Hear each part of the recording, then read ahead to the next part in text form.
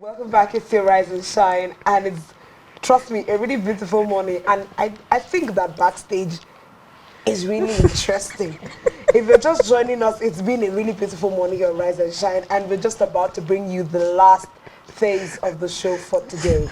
Thank you for staying with us. Francis, why is still laughing? Thank you for staying with us. If I tell you what actually happened backstage, you would not want to go away from this set right now, but you don't have to hear this one. So welcome and thank you for joining us once again. This is Rise and Shine Saturday, and we have an amazing personality in the house for the first time, but I'm going to let Uyai do the honors. This time it's women supporting women. So Uyai, over to you. It's such an honor to be the one doing the honors of introducing our leading woman. Yes. So today on set we have with us barrister Ete, who is a human rights activist and advocate with GBV. We will find out from her what GBV is. Okay, so but you want to tell us about it? Okay, so you're missing out welcome. something. You're missing out something. What's that? In-house welcome. I didn't know that I was still talking you now. Hey. Okay, so for the first time in Spectrum Television, let's make Walter barrister. Amen. Welcome, ma'am. Good morning, ma'am. Good morning. Good morning, everyone. Welcome, so wonderful being here today. Yes, ma'am. How was the trip? It's a question I'd like to ask. That trip. People have to repair your road, if not, let them come back. The road is that bad. If I was maybe like 3 months pregnant, I think I would lose my child. Jesus.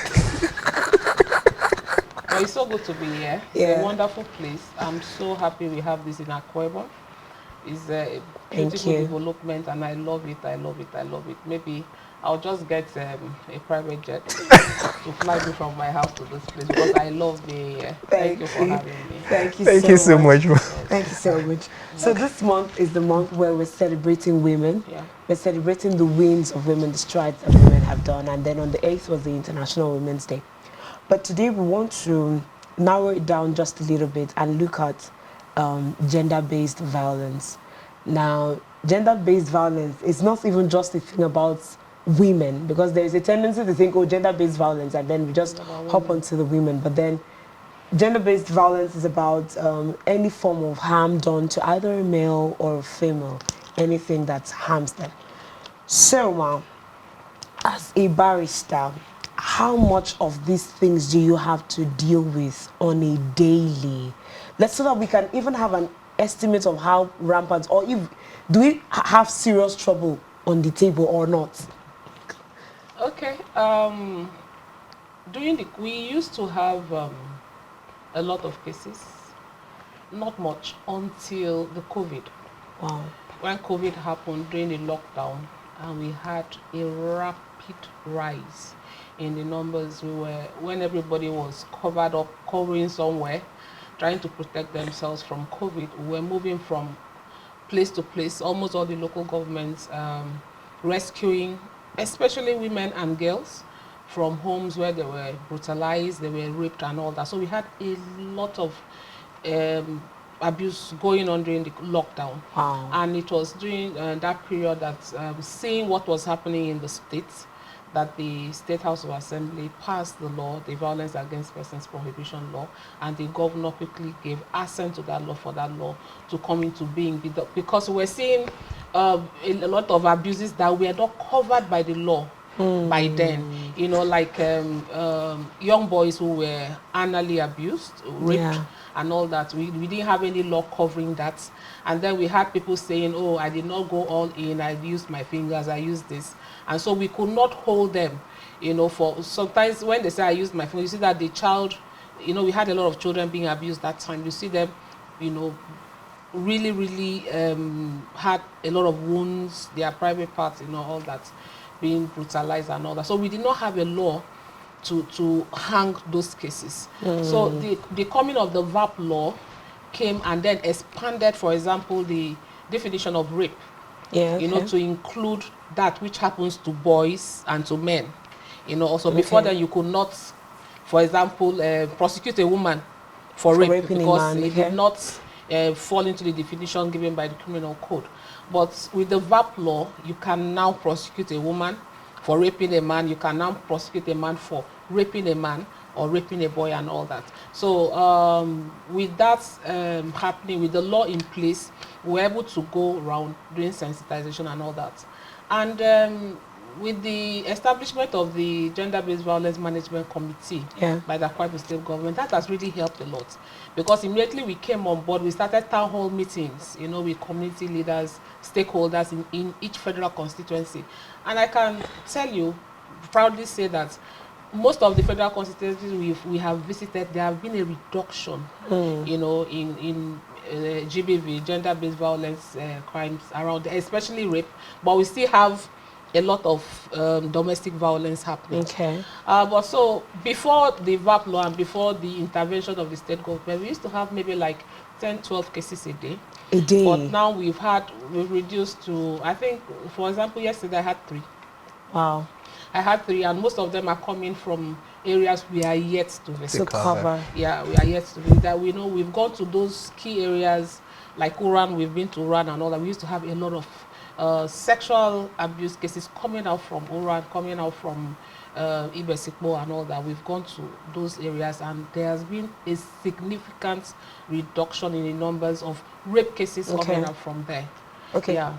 So like 2 questions with regards to the things you have just said. Yes. Do we have people who are readily coming forward with the stories of, okay, I'm being abused one way or the other? Yes. And then the second thing is, with what you have just said, it sounds like educating the masses helps to reduce the amount of even the abuse. It sounds like when you have town hall meetings and people are educated, they tend to, okay, let's live a life of okay, abuse. Yes, for the first question, we have a lot of people coming out now because they know there is support for them. You know, because we have shelters for women and girls who are suffering, you know, abuse. There are girls who were sexually abused by their fathers or close family relatives who do not want to talk because they don't want to lose where they are living. They don't want to lose sponsorship by parents, because there are actually fathers who say, if you don't allow me to sleep with you, I'm not going to pay your fees. Yeah, so these girls are so scared that they don't want to talk because they don't want to lose their homes. Sometimes they don't want their mothers to lose their marriages and all. And there are mothers who know that their children are being abused, but they keep quiet because they don't want to lose their source of livelihood and all that. But now, sensitizing, going to schools and going into the communities have given these girls, especially girls, the confidence to come out. I know right now we have a lot of them in the state shelter. In fact, our shelters are busting. You know, by yesterday, we took in about four young girls who have been raped and all that. We've taken them into the shelter. So more girls are coming out, more our sensitization in secondary schools is giving us ripple effect everywhere, because they go home and they tell other children that are not in school that, look, we have a place we can report now. So girls are becoming more confident to report. Children are becoming more confident, and women too. And now, in fact, there was one who called me and said, I listened to your talk on radio, and my husband, when you were giving your number, my husband came and saw me writing and he was like, why are you writing that number? He said, no, that she just said a number, you know, on radio, and she wrote it down.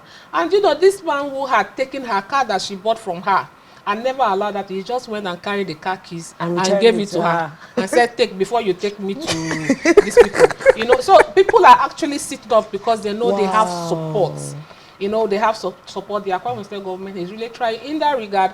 And then, you know, apart from taking the woman or child or whoever out of the abusive environments, we help them to settle, you know, in the shelter, where we put them through skill acquisition, make them find their feet, you know, because most of the women will stay in these marriages are women who do not have their own source of livelihood. And then the other ones who stay, who have sources of livelihood, stay there because of shame. You know, oh, I don't want people to say I've lost my marriage and all that. But we keep talking to people, keep counseling and all that. And we tell them to weigh it in a balance, which is better. stay in an unhappy relationship where you are abused, and one day your life might go, and then going and looking for, even if it is one room to stay and you have your peace, which is heavier. And then, you know, women are beginning to understand that they can actually live without the comforts, you know, of abusive relationship. The comfort. And then, How comfortable is an abusive relationship? it is to some people who do not have a source of, you know, women were brought up to think that it's only a man that can complete you. You can, if you stay, when you are married, you are a complete person, and then if you live a marriage, you are a failure, and then society will laugh at you and all that. So because of that, they stay put in a relationship that is not working.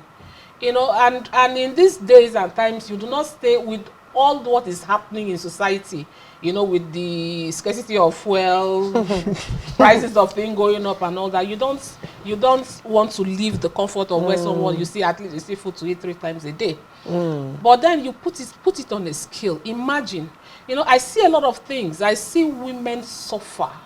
I see women suffer. I also see men. Yeah, because that's what I was going to ask. Yeah, men actually come out. Forward. Yes. I do cases for men too.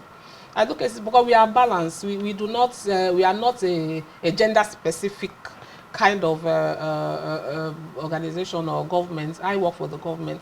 You know, we try as much as possible to see how we can help people at the family level to stabilize them. Because a stable family gives us a stable society, you know. But so we also guide. We don't make decisions for anybody to stay or leave, but then we try to guide you to make the right decision, pointing out those things you have refused to see, or you choose to ignore, or you choose to deny when it is staring you, you know, in the face. So we try to make people see and then draw their attention to it. By the time you draw, there are people who come to us, they talk, and they'll still go back to the relationship. But we don't mind. You stay there until you're able to say, I can't take it any longer. So we have more people reporting now. We have more people. People are more aware. In fact, during the after our sensitization to most of these federal constitutions, we have the youth leaders from these communities, you know, coming out to say, oh, I have several calls. I've caught one rapist, I've caught this one. This man is doing this. You know, people have gone back to when we were looking out for each other. You know, when our communities were safer, when we could drop your child with your neighbor and say, please look after my child, let me go out and come back.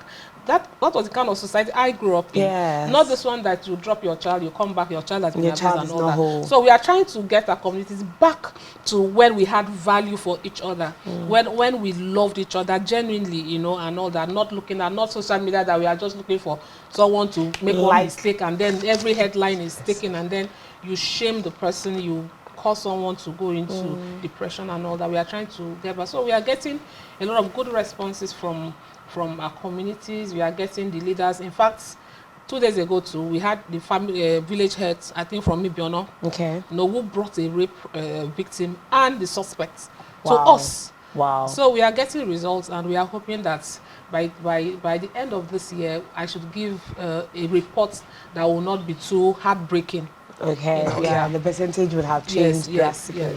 Okay, so my next question, while you were talking, Barrister, you mentioned the fact that some women actually are aware of the fact that maybe their children are being abused by their husbands, and yet they stay back in those relationships. And you've also referenced the new law, the VAP law that has been, you know, passed into bill. So my question now is, in the law, is there a stipulated punishment for such women who are aware that, okay, my little child is being abused by my husband, but refuse to say something about it, not minding the fact that that child is being, you know, consistently being abused? Yes, that's aiding and abetting. You aid and abet, you know, the commission of a crime. So there's actually punishment for 14 years imprisonment for aiding and abetting rape, you know. And then we've had cases where the woman says, I have a case where the woman has caused the child to go through 3 abortions for the father. For the father? Yeah. And when we asked her, she said she couldn't say anything because she doesn't have anything to do, and she won't know where to start and all that. The law is not sentimental, you know. The law is not sentimental. The law has to take its course. So we had to rope her into, because this child has been going through this since she was 14. and she's 22. And it was one of those times we went out that she came out and said, look, I cannot take this anymore. I need something to be done, and roped the mother in and everything. So the two of them. So in that case, that particular family, the father and the mother have been convicted? Yeah, no, not yet. Okay, not yet. They're still going on. I think the matter came up last week. Wow. It's still ongoing. Okay, this has, I like the sound of hope that this comes with, especially for, I know that women tend to be the ones who are on a larger scale, to who receive, this violence. But so it's great that Akwa Ibom State government is on top of the game in Akwa Ibom State, and then we can know that in our state, people who are being abused have a hub to run to. Well done, ma'am. Okay, so you mentioned the shelter home where you cater for these persons. Now we know that persons who have been abused go through a lot of challenges, they go through a lot of trauma. So I'd like for you to tell us more, apart from, just taking these people into the shelter and probably offering them a way to, take care of themselves, what other services does the shelter provide to help them, deal with these situations? Okay, we offer them psychosocial support, counseling, and, we've had one that, about 4 girls who have been in our shelter for like 3-4 years now. Wow. And I was very shocked, after going through a lot of sessions with them. We have counselors who work with us, and I also work with them. I counsel them too. I offer psychosocial support. And I think one of those times people came in to talk to them, and I thought they had at least healed a bit. And when they started talking 4 years after the events, 4 years after the incident, not the event, I found that it was still as fresh as it just happened. They were still as broken as it just happened. Rape, let me center on rape now. Rape is a crime against the soul. I have worked with these people the past how many years, and in fact this week I couldn't go to work on Thursday because I had to deal with a 3-year-old child who was brutally raped. And I couldn't imagine a 35-year-old young man with everything in front of him, a young man who could get anyone on the streets, who could check any girl on the streets, who could get anyone. There are so many places you can get that to. Can go to a 3-year-old and rape her. How do you counsel a 3-year-old? How do you counsel a 3-year-old? How do you counsel a 3-year-old? Who you ask, how are you? And she says, I'm fine. I'm fine. And she's HIV positive. I'm fine. And she has tuberculosis. Right? Wow. And she's fine with pus coming out from her private parts. How do you counsel such a child who does not even understand the gravity of what's been done? What has happened to her? She does not even know what is happening to her. She doesn't. The only thing she knows is that she has pains there. She doesn't know the gravity of knowing that she has to take antiretroviral drugs throughout her lifetime.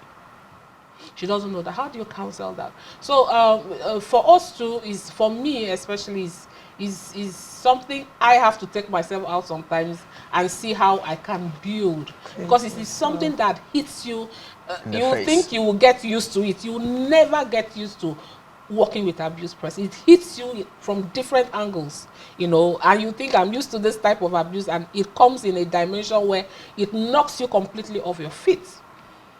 So we offer psychosocial support. We empathize with these ones, and we put ourselves in their shoes and see how we can get them out of the trauma. And see, there's no way you can, maybe it's only God that can do that. Yeah. It is something you keep talking, you keep engaging them. We put them through school. Most of them are in school. And then during holidays, we engage them in skills acquisition and all that. We see how to take their minds off, and then see if we can, for those that are still young, we could give them back their childhood, make them feel like a child again, and see how they can live. It's something, in reality, it's not something, I don't know how to talk theory. I don't know how to talk to make things. I deal with these things every day. Yeah. So it's not easy. It's not easy. Counseling will take forever. Yeah. It takes, sometimes we tell them, look, you have to intentionally see how you can live it, but you can't take something that's touched your soul, touched your being, you know. So we try. We have the Counselors Association who are working with us. We have so many people who have offered to offer their services free. We are working, we are trying. Yes, you are. And so hoping and praying that the Lord will heal them. Okay, so a question I'd like to ask is, I know like there's really no particular answer, but someone who's abusing the other person, where do we say the problem is coming from? Because it seems to be happening, 8 out of every 10 homes is having someone who's getting abused. 2 out of every 3 girls someone is being abused and all of that. Where would we say this problem is coming from? What's the cause of it? Recently I just sat down and I thought of this. For example, this Bamishe girl, yes, that just got murdered, yeah. You know, someone came out and said this particular man had raped her too. Someone actually came out and said he raped her in the bus too. And she only came out because of someone is dead. Someone is dead. A lot of rapists become emboldened because people don't report. And the terrible thing is that by the time he gets away with one, gets away with two, gets away with, there is a pattern that the 4th one might die. There is a pattern. I've seen like 4 cases. The other way he was the one killed.